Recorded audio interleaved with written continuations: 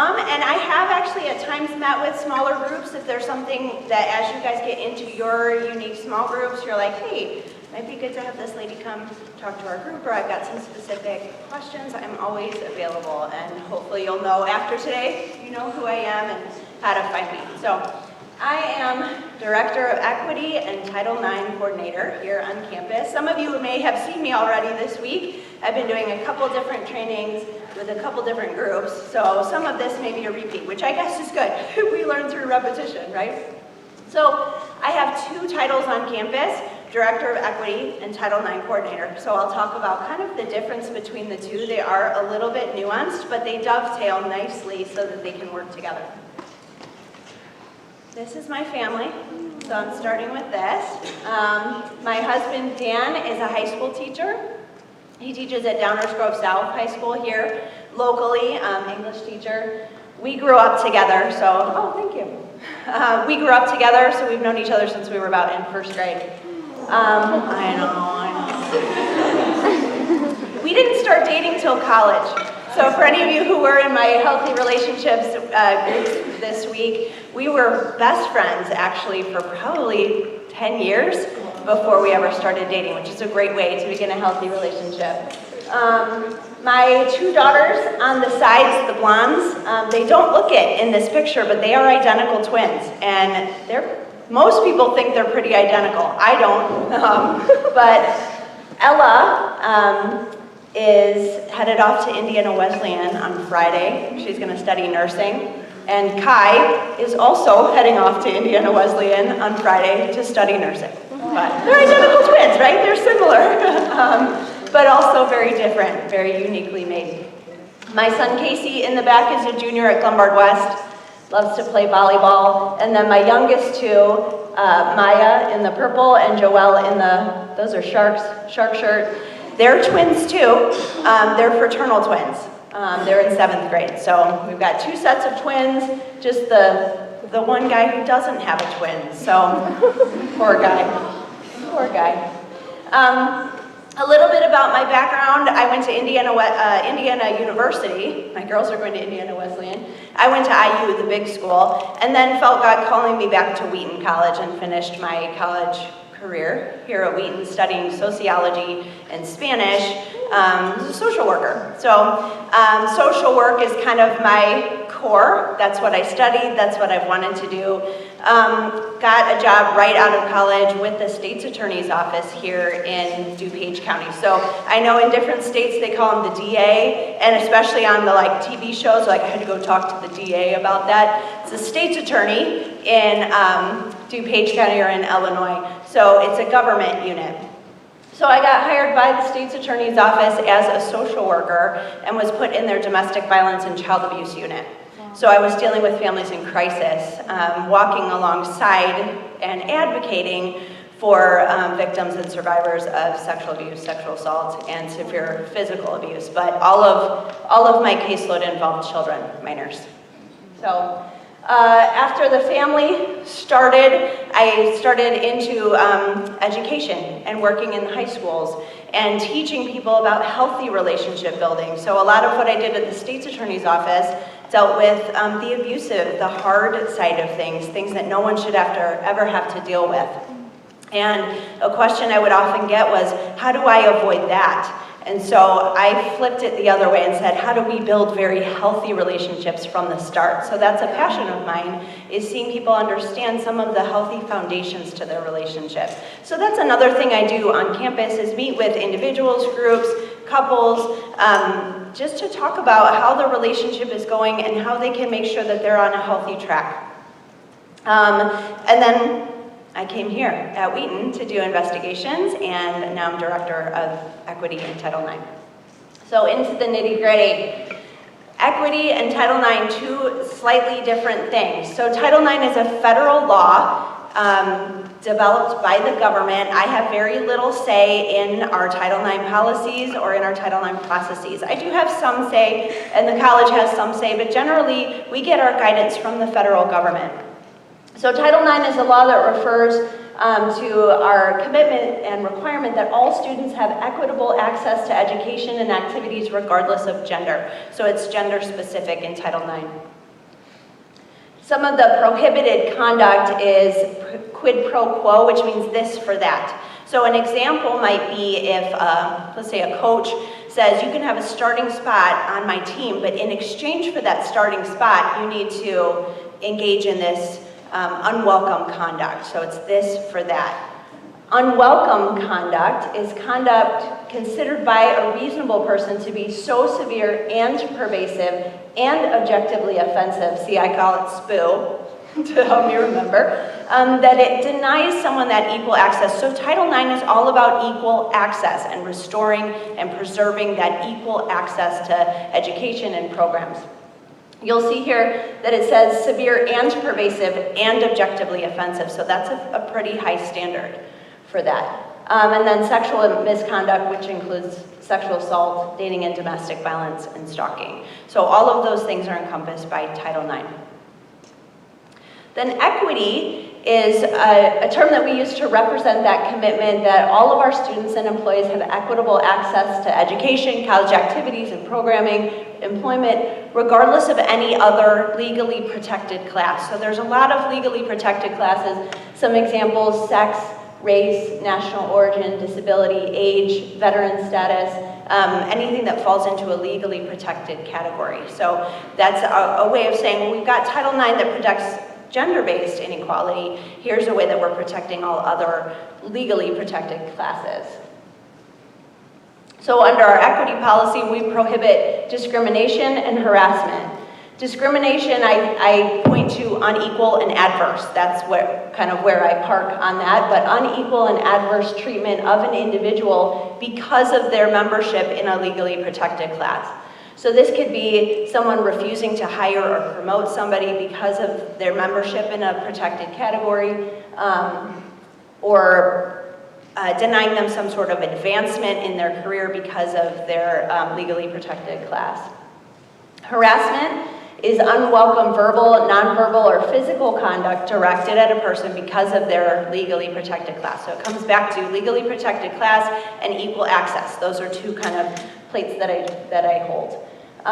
So a hostile environment, you'll see some similar words: conduct that is severe, pervasive, or objectively offensive. This could be jokes, derogatory language, stereotypes, all based on a legally protected class. So you may see here that we've got severe or pervasive or objectively offensive. With Title IX, it was severe and pervasive and objectively offensive. So we've just had a slightly different standard because the goal is that if anyone is being harassed or discriminated against here at Wheaton College, we want to handle it. If we don't allow that, we prohibit it. So we want a way to cover all bases, and our policies are as flexible as possible, especially the equity policy, to allow that to happen.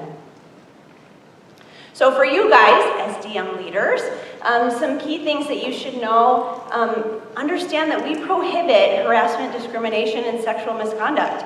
Understanding that and knowing that there are resources for it. We take these allegations very seriously, and we are committed to respond. So knowing who I am and who my team is can be important for you if you need to refer somebody to my office, and then how to file a report, so I'll cover that as well. We also, on campus, have a couple confidential resources. So if there's someone in your group or someone says, hey, I've experienced some things and I'm not sure I want to report it, but I want to talk to somebody about it, there are some confidential places where they can go. The Student Health Services, Chaplain's Office, and the Counseling Center. Specifically at the Counseling Center, we have a confidential advisor, a Title IX confidential advisor. That's someone who knows our policies, but also is bound by confidentiality. So it's a place where people can go and talk about the process, talk about their options, but not have it kind of officially reported yet. Because as a side note, employees of the college are required to report instances of harassment, discrimination, or sexual misconduct. So if someone in your group has experienced harassment, discrimination, sexual misconduct, how should you respond? Staying calm is the first key. You might not feel calm inside. You might feel like, how do I handle this? Am I handling it right? But remembering that this is not about you, this is about someone else who's been harmed, and you can, as a way to support them, stay calm in that moment. Encouraging that person, this is not your fault, and that must have taken a lot of courage to tell me about that. Thank you for trusting me with that. Encouraging them that I'm here for you, you're not alone. And they're probably going to need a lot of reassurance in that too. Just saying it once may not be enough. You're going to have to continually assure them, I'm here for you, I'm walking this road with you. And then letting them know, hey, the college takes this seriously and there are resources for you. You can refer them to the Title IX website where they can get information. They can also file a report there. And then letting them know who my team is. So I am the Director of Equity and Title IX Coordinator, but I have 2 deputies that I work with. Carrie Williams is the Director of Student Care Services, and she is one of my deputies for Title IX. And then Karen Tucker is my deputy for employees. So a student or employee can go to any member of my team and get some resources there. And then our policies and processes are complainant driven. So I'm using the term complainant. The person who has experienced harm or may have a report, that's the complainant. Our processes are complainant driven. If someone has experienced harm, we don't want to further harm them by forcing them into a process that they're not wanting to get involved in. So we listen to the people who have been harmed, and we really try to consider their wishes. So knowing that, I think, is really important. If people say, I'm concerned about reporting this, what if I have to go through a process? It's important for you to know, no, they're going to listen to you. They're going to walk alongside you. So how to make a report, we try to make it pretty easy. I'm located, actually my office is right upstairs from the bookstore, so you can just walk in my office. Somebody can come in and say, I need to see Beth Moss, or I need to make an appointment with her. Just come in, call, email, but the easiest way is our online reporting system. And that's found, you can do a Google search of Wheaton College Title IX, and my webpage will come up, and right there on that page, you can see all of our policies. They're public, and there's a reporting link. There's also resources there.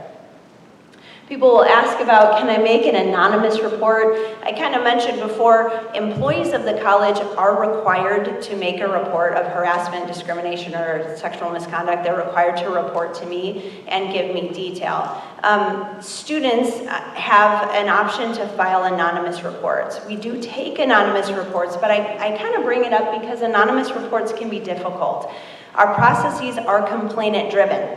So if we're not able to speak to the complainant, we don't know what their hopes are. We don't know what they want from the process, so it can make it more difficult for us to actually respond to a situation. So if people report and come in and speak to me or give me the information, then we can have a conversation about what they want to happen. People can come and speak to me with no obligation. I'll get into the 3 options here in a minute, what people's options are if there is a report. But there is an option just to come report it to me so that I know about it and receive resources. So coming in and speaking to me doesn't mean you're going to have to go into a process, but it does allow us to have a dialogue about what that person is hoping for so that we can hopefully find some real resolution. So after a report, my role is to walk alongside the students and employees who have either reported or are responding to allegations of harassment, discrimination, sexual misconduct. I treat all parties equally in the process.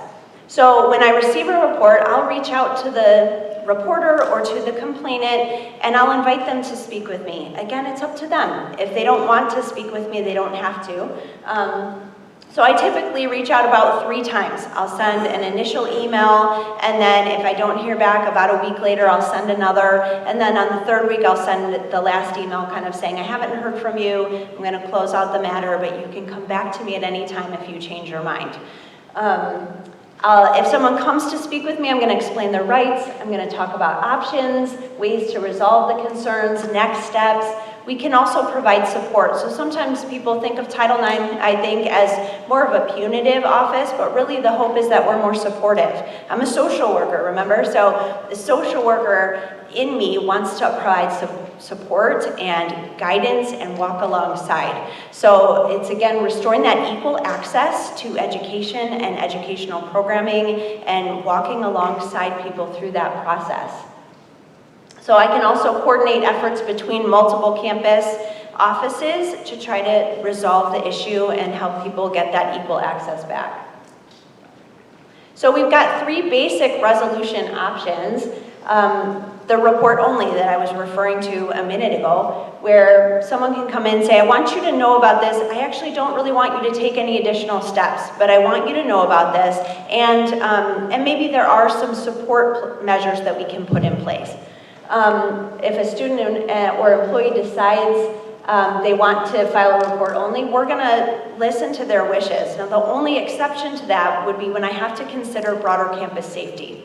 So if a report comes in and I'm seeing the same name come up and I'm noticing a pattern of harm on campus, I might need to respond to that for broader campus safety. If I'm seeing predatory behavior, I need to consider broader campus safety. But I'm upfront with that and I'll let people know. And again, we're never going to push anybody into a process, but we might still as an institution need to take some action if we're seeing that predatory or pattern behavior.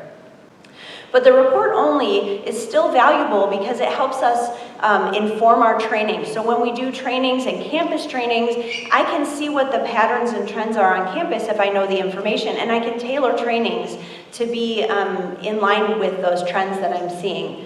And then it helps us track the trends. So we watch for those patterns. And even when someone comes in just to give me a report, I can still offer that support piece. What do you need? How can we support you? And kind of getting into those practical measures. A second option is a remedies-based resolution, and this is one that's probably the most common for me, is looking at stopping the behavior, addressing the effects of it, and making sure it doesn't happen again. So we're not as much looking to find a fault or no fault, or was there a violation of our policy. We're just looking to resolve the problem. People will often come in to me and say, this unwelcome thing happened, I just don't want it to happen anymore, and can you help me with that? And so there's a number of ways that we can do that. Someone might say, I want to be involved in that process. I want to have this conversation with a person about, how their comments have been landing on me, but I'm not sure how to do that. Can you equip me? So I'll help prepare them for that conversation. Other people might say, can you be involved in the conversation? Can you find someone to help mediate for us? Or can you go and have a coaching conversation with this person? So there's multiple ways to approach these remedies-based resolutions. And then again, we're going to look for support. How can we support you along the way? Some of those practical measures. A third option is more investigatory, an investigation or information gathering process. We are looking to determine if there's been a policy violation, and if so, are there sanctions that we need to impose? I can't issue sanctions unless I've had a process of some sort. So we have to have a level of due process before there can be sanctions. So this option is where we're gonna do an investigation of sorts with interviews and witnesses and evidence collection potentially. And then I have a team of people that I work with on campus who are called adjudicators. And they're a trained team. We do lots of training through the year, actually about 8 to 10 hours of training a year in policies, in adjudications, and in multiple topics regarding equity and Title IX related topics. And my team of adjudicators will make a decision. So we'll put together an investigation report, and then a team of adjudicators will determine whether one of the college policies has been violated. This can be a longer process, but we know that going into it typically, so we're able to give everybody the information ahead of time. That's the hope, is that people understand what they're getting into, they understand their options, and they are able to make an informed decision about it. Currently, the federal regulations under Title IX, so equity is different, but under Title IX, the regulations require a live hearing and cross-examination. but our equity process doesn't have that at this time. So I've talked about supportive measures. I wanted to just give you some examples of some supportive measures that I might put in place. We can get creative sometimes with them, but we're looking to stop the behavior, find ways to prevent it from happening again, and support along the way. So these are just some examples for you.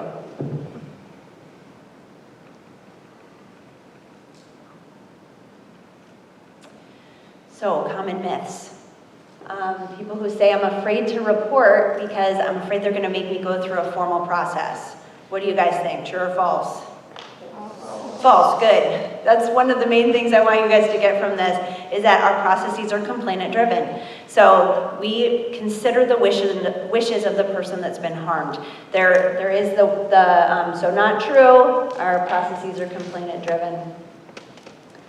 There's just that one exception if we're finding multiple parties raising a similar or same concern about the same person and we've got this pattern developing, or if we see a broader campus safety concern. Another myth, we were all drinking, we were breaking the covenant in some other way, are we going to get in trouble for that if I make a report? We have amnesty clauses built into our policies. We want to break down any barriers to people reporting. So if people were engaging in a behavior, let's say drinking alcohol that breaks the community covenant, and an assault happened at the same time, we don't want that community covenant infraction, I guess, to be a barrier for someone to report. So in that situation, we're looking at what is the greater harm here. So there's not going to be a conduct hearing in that situation. We want people to report so we can actually address the real issue at hand.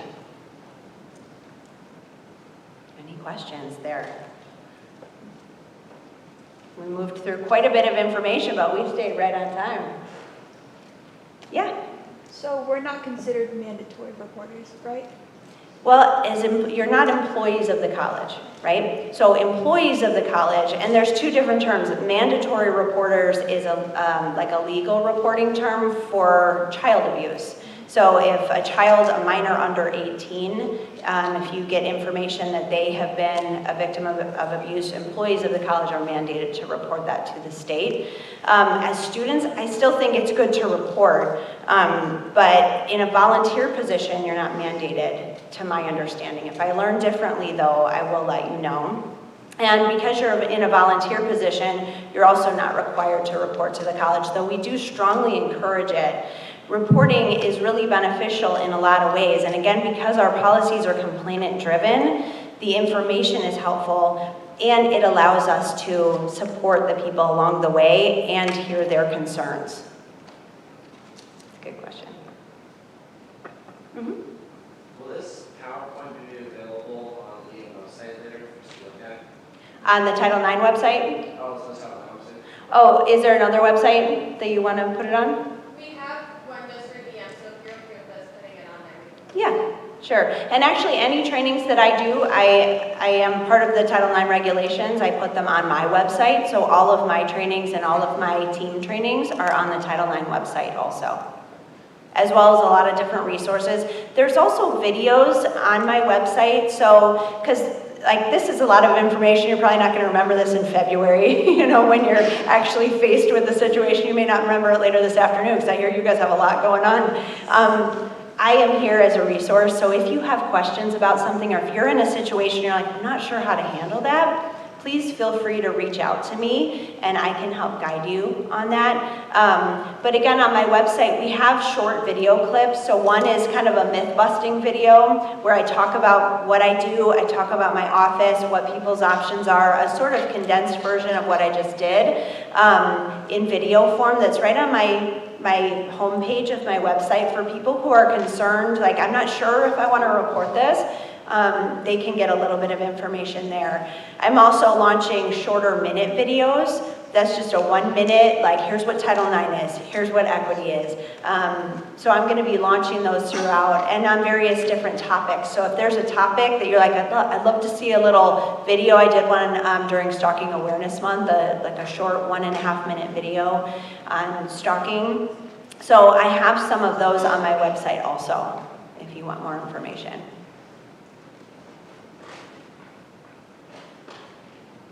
Okay, let me pray for you guys as you start your day.